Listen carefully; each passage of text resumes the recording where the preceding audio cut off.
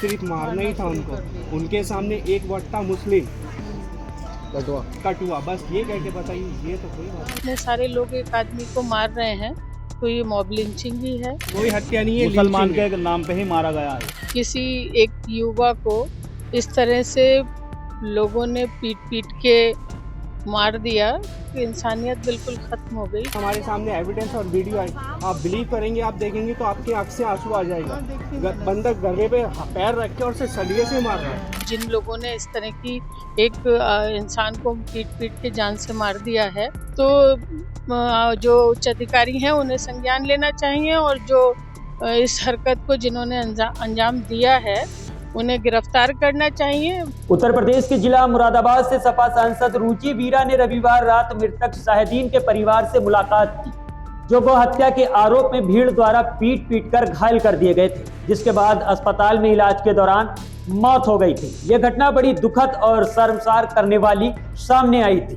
सांसद रुचि वीरा ने इस घटना को न केवल दुखद बल्कि शर्मसार बताया है। उन्होंने कहा कि दोषियों के खिलाफ कड़ी कार्रवाई होनी चाहिए।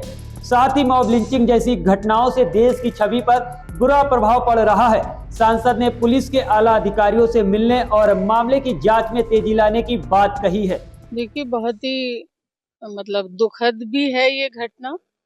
किसी एक युवा को इस तरह से लोगों ने पीट पीट के मार दिया, तो ये दुखद तो है ही है, लेकिन ये एक तरह से शर्मसार भी है कि एक इंसानियत बिल्कुल खत्म हो गई कि एक मजदूर को इस तरीके से साजिशन मालूम नहीं उनको वहां बुलाया था या खुद गए थे, ये सब अब जांच का विषय है, लेकिन जो भी हुआ है बहुत ही दुखद है। जो वीडियो मैंने देखा है और जो सब लोगों से जानकारी मिली है, उससे तो यही एहसास हो रहा है कि भाई इतने सारे लोग एक आदमी को मार रहे हैं तो ये मॉब लिंचिंग ही है।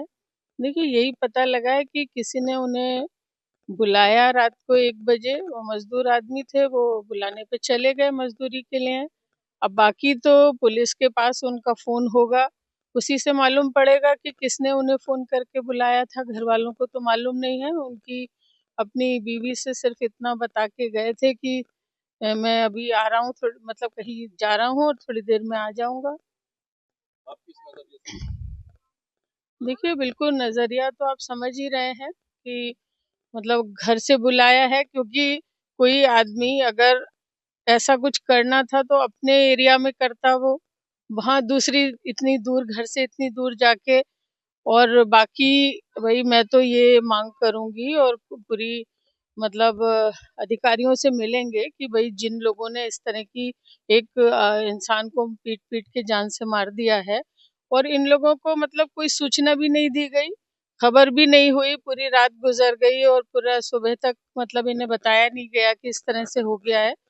तो जो उच्च अधिकारी हैं उन्हें संज्ञान लेना चाहिए और जो इस हरकत को जिन्होंने अंजाम दिया है उन्हें गिरफ्तार करना चाहिए। मैं ये भी कहती हूँ कि भाई जो गौ हत्या है वो भी सही नहीं है, लेकिन अभी तो विषय ये है कि गौ हत्या करी किसने है और फिर कानून को हाथ में लेने का किसी को भी हक नहीं है कि एक आदमी को बहुत सारे आदमी मिलके मार दें। अगर कोई बात थी तो पुलिस को सौंपना चाहिए था।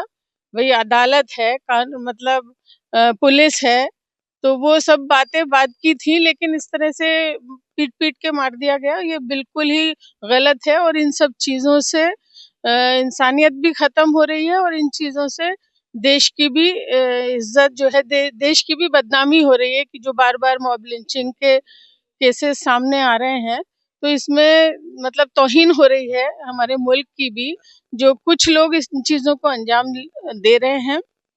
लेकिन पुलिस अधिकारियों को इसका संज्ञान लेना चाहिए और उस पे एक्शन करना चाहिए, उन लोगों को पकड़ना चाहिए। रमेश गुदुड़ी के बयान पर प्रतिक्रिया देते हुए रुचि ने कहा कि आपको अच्छी सड़क बनवानी है तो बनवाएं, लेकिन किसी भी महिला के बारे में टिप्पणी करना गलत है। महाकुंभ को लेकर मौलाना शहाबुद्दीन रजवी के बयान पर प्रतिक्रिया देते हुए सांसद रुचि वीरा ने कहा कि इस तरह के बयान देश को भ्रमित करने के लिए दिए जाते हैं। उन्होंने स्पष्ट किया कि ये सब विकास के मुद्दों से ध्यान भटकाने का प्रयास है। देखिए, ये बड़ा अजीब सी बात है। अगर अच्छी सड़कें बनानी है तो अच्छी सड़कें बनाएं, लेकिन एक महिला के बारे में इस तरह से कहना ये मतलब बिल्कुल शोभनीय नहीं है, ये बिल्कुल सरासर गलत है। अगर अच्छी सड़कें बनाएं आप, ऐसे तो पूरे मुल्क के अंदर गांव-गांव में सड़कें तोड़ के डाल दी इस सरकार ने टंकी बनाने के, उससे ना तो टंकियों में पानी आया है और सड़कें पूरी खुदी पड़ी हैं। और एक तरफ बात कर रहे हैं कि प्रियंका गांधी जी के गालों जैसी सड़क बनाएंगे, तो ये मतलब बिल्कुल ओछा बयान है। देखिए, ये लोग सिर्फ चाहते हैं, भ्रमित करना चाहते हैं, ऐसी बयानबाजी करना चाहते हैं कि कोई भी विकास की बात ना पूछे, तरक्की की बात ना पूछे, रोजगार की बात ना पूछे, तालीम की बात ना पूछे, कारोबार की बात ना पूछे। ये सिर्फ हमें इधर उधर भटकाना चाहते हैं। लेकिन मैं सभी लोगों से कहना चाहती हूँ कि अपने काम धंधे में लगे रहें, अपने बच्चों को पढ़ाई में लगाएं, अपने बच्चों को स्पोर्ट्स में लगाएं और इन तरह की बातों पर बिल्कुल ध्यान न दें।